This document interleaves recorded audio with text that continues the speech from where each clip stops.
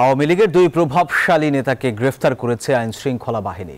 তারা হলেন সাবেক মন্ত্রী সাবের হোসেন চৌধুরী এবং সাবেক ভূমিমন্ত্রী নারায়ণ চন্দ্র চন্দ। ডিবি জানায়, গুলশানের একটি বাসা থেকে গ্রেফতার হয়েছে সাবের হোসেন চৌধুরী, আর ভারতে পালিয়ে যাওয়ার সময় নারায়ণ চন্দ্র চন্দকে আটক করেছে বিজিবি।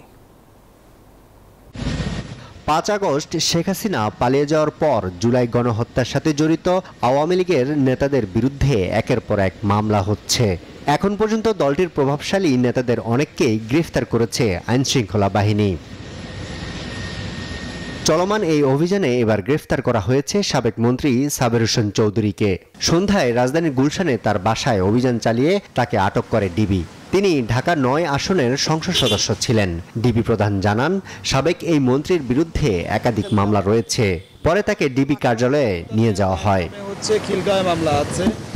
অন্যদিকে রবিবার মধ্যরাতে বিজিবির হাতে আটক হন সাবেক ভূমিমন্ত্রী নারায়ণ চন্দ্র চন্দ। তিনি সাবেক ভূমিমন্ত্রী ও খুলনা ৫ আসনের সংসদ সদস্য ছিলেন।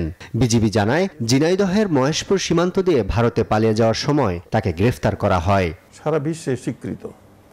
আরিফুল ইসলাম, নিউজ 24, ঢাকা।